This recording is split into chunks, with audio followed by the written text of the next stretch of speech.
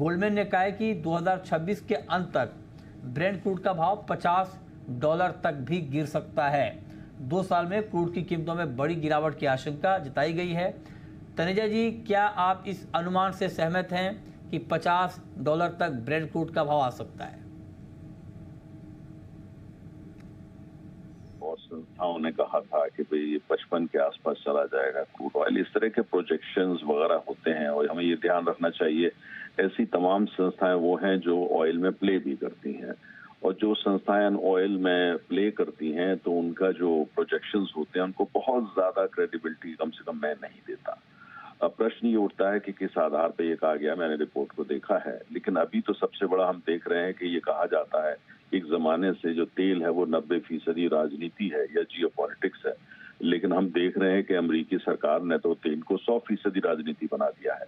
जिस हिसाब से आप देख रहे हैं कि जो रूस से तेल भारत आयात करता है उसको लेकर के उन्होंने भारत के ऊपर प्रतिबंध और इस तरह की चीजें लगा दी हैं, नए से वो लगा दी हैं, टैरिफ लगा दिए हैं। तो ये तो पूरी तरह, तो अगर ऐसा रहता है और ये नजरिया अमेरिका का रहता है, आज यूक्रेन को लेके है, कल मिडिल ईस्ट को लेके हो जाता है कि ऑयल को 100% हथियार की तरह प्रयोग किया जाए, तो ऑयल की कीमत ऊपर जाएंगी, नीचे कैसे जाएंगी।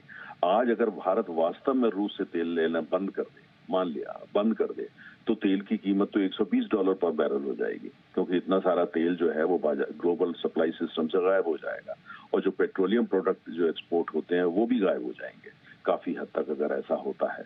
तो इसलिए मुझे लगता है कि ठीक है, उनकी पॉलिसी ये है कि जैसे उन्होंने टैरिफ लगाए हैं, लेकिन भारत से पेट्रोल, डीजल, टरबाइन फ्यूल का जो निर्यात अमेरिका को होता है उसको एग्जेम्प्ट किया है, उस पर नहीं लगाया है टैरिफ। वो जानते हैं अगर उस पर लगाएंगे तो अमेरिकी अर्थव्यवस्था में उसका क्या असर पड़ेगा, महंगाई होगी, वहां पे कीमतें बढ़ेंगी, उनको पता है। लेकिन इसलिए गोल्डमैन सैक्स की ये रिपोर्ट जो है, जिस आधार पर है, ये लगता है थोड़ा सा ऑप्टिमिस्ट व्यू उन्होंने लिया है। ये मान के चले हैं कि रिन्यूएबल एनर्जी में और ज्यादा विकास हो जाएगा, तेजी हो जाएगी, और जो डिमांड है वो कहीं से पेट्रोल, डीजल वगैरह की जो नहीं बढ़ेगी, अगर ऐसा हो, दूसरी तरफ उत्पादन लगातार बढ़ेगा, ओवर सप्लाई हो जाएगी, लिहाजा कीमतें नीचे हो जाएंगी। आज की तारीख में, आज का जियोपॉलिटिक्स का लैंडस्केप, आज का डिमांड सप्लाई का लैंडस्केप, अगर मैं अपना क्रिस्टल बॉल को यूज करता हूँ और आने वाले साल को देखता हूँ 2026 को, तो मुझे थोड़ा परेशानी होती है। मैं सहमत नहीं हो पाता कि कीमत $50 पर पहुंचे, क्योंकि उसका आधार नजर नहीं आता।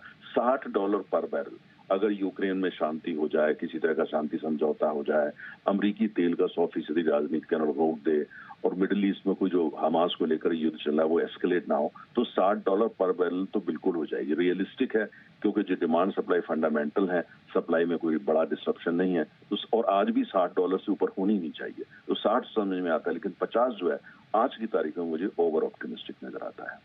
आप कहें कि 50 आपको ओवर ऑप्टिमिस्टिक लगता है, इस लेवल तक भाव आने की संभावना नहीं है। अच्छा, एक सवाल सर, टैरिफ पे, अब ये जो टैरिफ पे चल रहा है अभी 50% टैरिफ इंडिया पे भी लागू हो गया है, क्या इम्पैक्ट आप ओवरऑल, चूंकि ये पूरे टैरिफ की लड़ाई के जड़ में कच्चा तेल ही है। नहीं, बिल्कुल आपने सही कहा। देखिए, सेकेंड वर्ल्ड वॉर जब से खत्म हुआ है, तमाम जो युद्ध हुए हैं, और 70% ज्यादा युद्ध की बुनियाद में तेल होता है। Persian gulf war first, Persian gulf war 2 और तमाम युद्ध जो होते हैं, और इसके में तो पूरी तरीके से तेल है, हम जैसा देख रहे हैं साफ साफ। देखिए, उनकी ये कोशिश है कि भारत को ये कहा जा रहा है, आज उन्होंने यहाँ तक बोल दिया, जो वहाँ के जो ट्रेड एडवाइजर है प्रेसिडेंट ट्रंप की, कल रात को उन्होंने ब्लूमबर्ग टीवी पे यहाँ तक बोल दिया कि यूक्रेन युद्ध को उन्होंने नया नाम दे दिया, इट इज मोदीज वॉर। अगर आपका रवैया वो रहता है, हमको कोई लेना देना नहीं वहाँ के युद्ध का, आपस में आप लोग लड़ रहे हैं, और एक तरफ रूस है और एक तरफ पश्चिम यूरोप वगैरह सारे लोग हैं, तो उसमें भारत कहां से आ गया, और भारत में भी मोदी जी उसमें कहां से आ गए। तो अगर आप ऐसी नैरेटिव बिल्डिंग करेंगे, आप इस तरह के दोष देंगे, तो फिर कैसे आगे का रास्ता ढूंढा जाएगा। तो मुझे लगता है कि उनको अपना युद्ध जो भी समाप्त करना है उसको समाप्त करें। भारत की अपनी जरूरत है, सॉवरेन कंट्री है, और जो हमको सस्ते दाम पे तेल दे रहा है, हम उससे ले रहे हैं। आज रूस दे रहा है, उससे ले रहे हैं, कल को रूस नहीं देगा, नहीं लेंगे। कल को अमेरिका सस्ता तेल दे, हम उससे लेंगे। इनको ये समझने की आवश्यकता है। लेकिन मुझे लगता है ये सब नैरेटिव बिल्डिंग है। कुल मिलाकर के धमकी दी जा रही है कि जो भी देश डेवलपिंग कंट्री हैं, जो बहुत शक्तिशाली चीन जैसे नहीं है, उनको दबाव डाला जाए, जिससे उनका जो जियोपॉलिटिकल एजेंडा, इकोनॉमिक एजेंडा लेके आया जाए, और कहीं ना कहीं तेल को जो है और सस्ता कराया जाए। ये तो ट्रम्प का एजेंडा है। ओके, तो ये आपने डिटेल में बताया, देखते हैं आगे क्या होता है। बहुत शुक्रिया सर आपका हमारे साथ जुड़ने के लिए और क्रूड पर अपना व्यू देने के लिए।